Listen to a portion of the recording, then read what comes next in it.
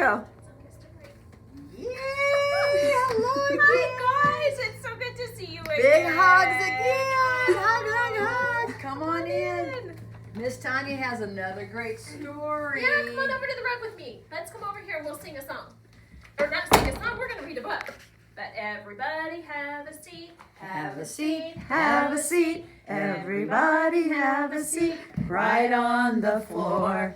Not on the ceiling. Not on the wall. Everybody have a seat. Right on the floor. This book that I have for you today is called Help. And it says it's a story of friendship. Do you guys have friends? We're still learning how to be really good friends, and this book has some great lessons for us about being a good friend. This is written by Holly Keller. Look, help!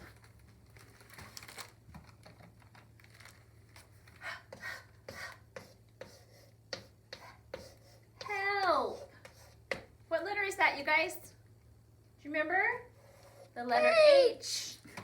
H sounds like help.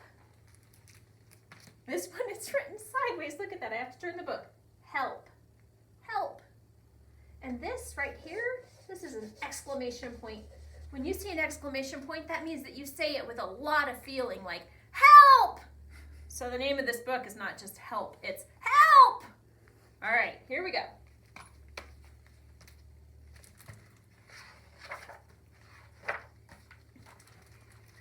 One morning, Hedgehog found Mouse covering himself with leaves. "What in the world are you doing?" asked Hedgehog. "I'm hiding," said Mouse, "from Snake." "From our friend, Snake?" asked Hedgehog. "Yes," Mouse whispered. "Fox told Skunk, and Skunk told me that snakes are very dangerous to mice."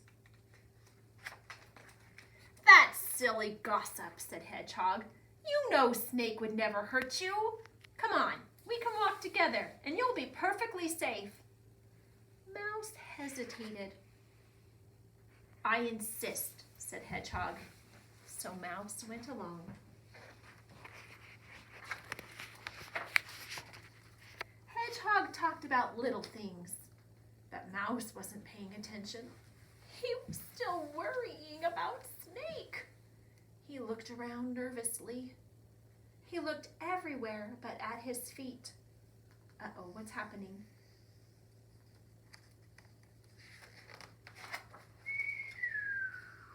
Oh, help! Poor Mouse fell in a hole. Hedgehog peered down. "You should be afraid of yourself, Mouse, not of Snake." "It's not funny," Mouse yelled. "I've hurt my foot and I can't get out."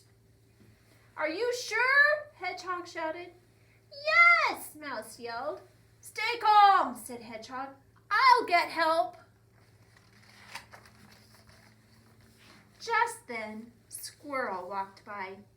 "Mouse has gotten into his head to be afraid of Snake," said Hedgehog. "He was so nervous that he didn't watch where he was going, and he fell into a hole and hurt his foot. And now he can't get out. Can you help?" But Squirrel couldn't help. "It will be too dark," she said, "and there might be spiders." Rabbit came along, and Hedgehog told him about Mouse and Snake. "You know how to go down holes," said Hedgehog. Rabbit looked into the hole. "Hello, Mouse," he yelled. "It's too deep," said Rabbit to Hedgehog. "And the walls are too straight. I wouldn't be able to hop out." "Why don't you go, Hedgehog?" asked Squirrel. "Because Mouse would have to get on my back, and my prickles would hurt him," Hedgehog said. Mouse started to cry.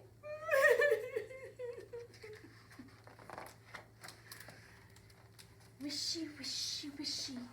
Hedgehog heard the grass move. It was Snake. "What's going on?" said Snake. "Shh," Hedgehog whispered. "Mouse fell into a deep, dark hole. He hurt his foot and he can't get out." "Is it a Snake whispered back. Not exactly, whispered Hedgehog. It's just that we don't know how to get him out. Squirrel is afraid to go down by herself. Rabbit wouldn't be able to hop out. And I'm too prickly. Then I'll go down, said Snake. No problem. Oh no, said Hedgehog. That's not a good idea at all. Not at all, said Squirrel. Not at all, said Rabbit. You see, Snake, Fox told Skunk and Skunk told Mouse that snakes are dangerous to mice. Mouse was trying to hide from you when he fell into the hole. But I have always been Mouse's friend, said Snake. Of course you have, said Hedgehog. So I am going to rescue Mouse anyway, said Snake. How will you do it without scaring Mouse? Asked Hedgehog. Oh, how do you think he's going to do it? Do you think he can save the little mouse? Someone get a stick, said Snake. Squirrel did it. Now tie my tail around it, said Snake. Rabbit did it. Now make sure the knot is tight. Hedgehog did it. Now watch. Look, there goes his tail down the hole. That's where Mouse is at the bottom of the hole. When Mouse saw the stick, he grabbed it. Snake began to climb the tree, and slowly Mouse came up. Mouse saw Snake and gasped. Then he saw the stick still tied to Snake's tail.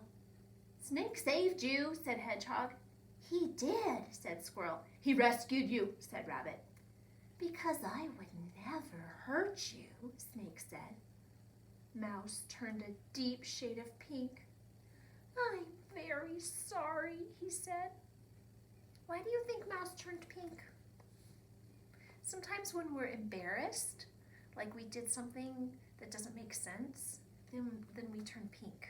And I think Mouse realized that what he was thinking about Snake was kind of silly.